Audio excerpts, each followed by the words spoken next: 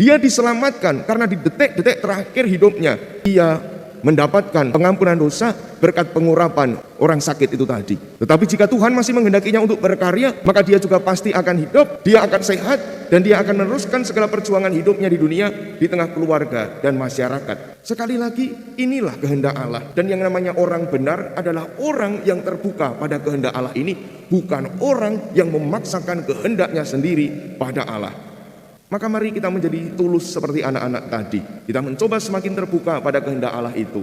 Mencoba untuk terbuka pada kerajaan Allah. Kita selami apa yang menjadi maksud Allah melalui berbagai macam relasi yang kita bangun bersama dengan Allah di tengah kehidupan kita.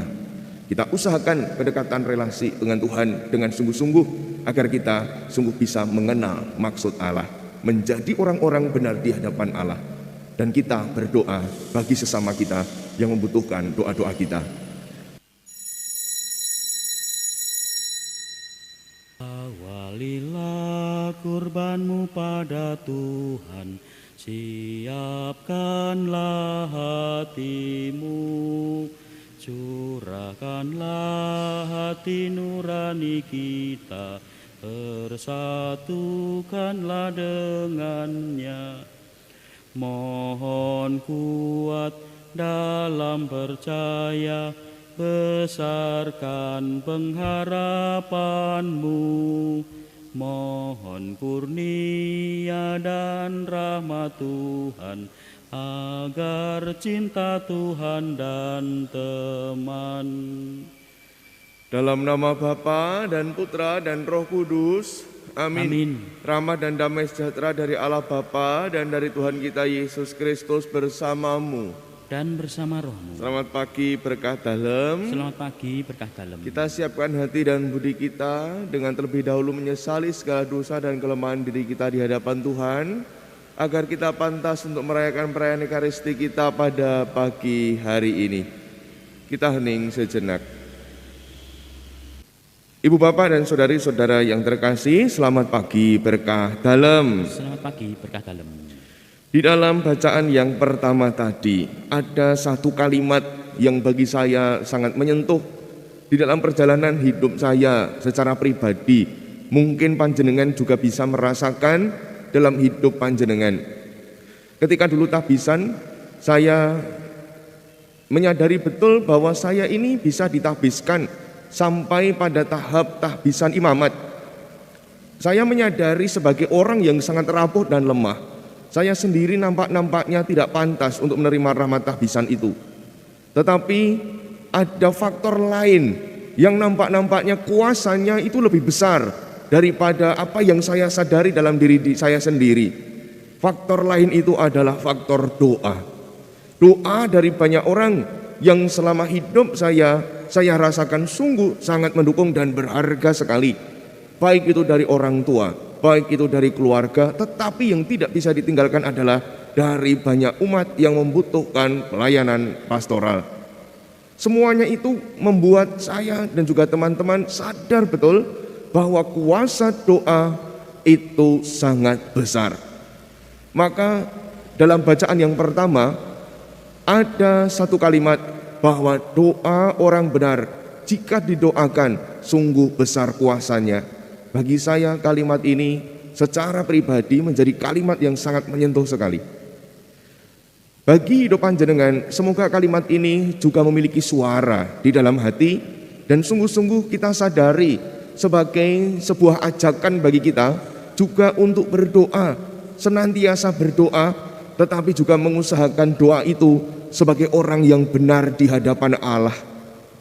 Doa orang yang benar di hadapan Allah, seperti apakah orang benar itu? Seperti apakah kebenaran yang diharapkan dalam diri Allah? Itu tergambar dengan sangat jelas di dalam bacaan Injil. Ketika Yesus mengatakan, biarkanlah anak-anak ini datang kepadaku, jangan menghalang-halangi mereka, sebab orang-orang seperti itu yang empunya kerajaan Allah. Aku berkata kepadamu, sungguh barang siapa tidak menerima kerajaan Allah seperti seorang anak kecil, ia tidak akan masuk ke dalamnya. Orang yang benar adalah orang yang tulus seperti halnya anak-anak kecil. Berdoa dengan tulus ikhlas. bukan berdoa dengan penuh tuntutan, bukan berdoa dengan penuh keluh kesah demi kepentingan diri sendiri, tetapi doa yang penuh ketulusan adalah doa yang terbuka pada kehendak Allah. Barang siapa tidak menerima kerajaan Allah seperti seorang anak kecil, ia tidak akan masuk dalam kerajaan Allah. Kerajaan Allah hanya bisa dipahami, dimasuki, dihayati oleh orang yang benar-benar terbuka pada kehendak Allah itu. Dan itulah ciri orang benar yang diharapkan, yang digambarkan dengan jelas dalam bacaan Injil hari ini. Demikian pula doa orang benar itu orang yang terbuka pada segala kehendak Allah juga digambarkan dengan amat jelas dalam bacaan yang pertama juga. Ketika bacaan yang pertama menjelaskan dengan gamblang yang selama ini kita hayati di dalam sakramen pengurapan orang sakit. Masih banyak di antara kita, saya sendiri menemukan seringkali bahwa yang namanya pengurapan orang sakit itu selalu dipikirkan bahwa ini akan mati, ini akan mati, ini akan mati. Sebuah kesaksian dari salah seorang umat yang begitu bersuka cita karena setelah mendapatkan sakramen pengurapan yang tadinya dia sudah kehilangan, kalau mau dikatakan sudah kehilangan nafas waktu itu. Dan ketika menerima sakramen pengurapan, apa yang dikatakan dalam bacaan yang pertama, Tuhan menyelamatkannya. Sekarang dia masih hidup dengan sehat dan berkarya bagi gereja dan juga bagi keluarga serta bagi masyarakat. Ini semua menjadi kesaksian bagi kita bahwa kehendak Allah itu macam-macam. Kalau kemudian pengurapan orang sakit itu memang menjadi jalan bagi dia untuk sowan ngarsa dalem Gusti, untuk kembali pada Allah karena Allah menghendakinya, tinggal kita terbuka saja pada kehendak Allah bahwa memang sudah saatnya dia menghadap Tuhan. Dan seperti tadi diungkapkan dalam bacaan yang pertama, kuasa sakramen pengurapan orang sakit memiliki kuasa untuk pengampunan dosa. Dia diselamatkan karena di detik-detik terakhir hidupnya dia mendapatkan pengampunan dosa berkat pengurapan orang sakit itu tadi. Tetapi jika Tuhan masih menghendakinya untuk berkarya, maka dia juga pasti akan hidup, dia akan sehat, dan dia akan meneruskan segala perjuangan hidupnya di dunia di tengah keluarga dan masyarakat. Sekali lagi, inilah kehendak Allah. Dan yang namanya orang benar adalah orang yang terbuka pada kehendak Allah ini, bukan orang yang memaksakan kehendaknya sendiri pada Allah. Maka mari kita menjadi tulus seperti anak-anak tadi. Kita mencoba semakin terbuka pada kehendak Allah itu. Kita mencoba untuk terbuka pada kerajaan Allah. Kita selami apa yang menjadi maksud Allah melalui berbagai macam relasi yang kita bangun bersama dengan Allah di tengah kehidupan kita. Kita usahakan kedekatan relasi dengan Tuhan dengan sungguh-sungguh agar kita sungguh bisa mengenal maksud Allah, menjadi orang-orang benar di hadapan Allah. Dan kita berdoa bagi sesama kita yang membutuhkan doa-doa kita. Dimuliakanlah Tuhan kini dan sepanjang segala masa. Amin.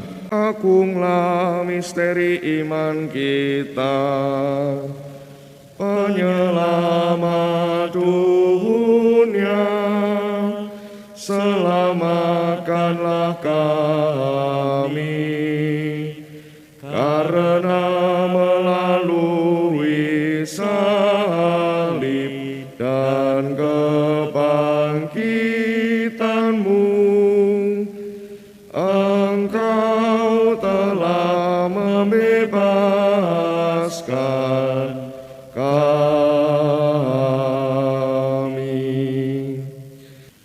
Barang siapa tidak menerima kerajaan Allah seperti anak-anak ini, ia tidak akan masuk ke dalamnya. Tuhan bersamamu dan bersama rohmu. Kita semua, sanak saudara kita yang kita bawa dalam doa kita pagi ini, keluarga kita, komunitas kita dimanapun berada, serta niat baik kita pada hari ini, senantiasa dibimbing, dilindungi, dan diberkati Allah yang Maha Kuasa, Bapa dan Putra dan Roh Kudus. Amin. Saudari-saudara yang terkasih, pergilah dalam damai, perayaan Ekaristi kita telah selesai. Syukur kepada Allah.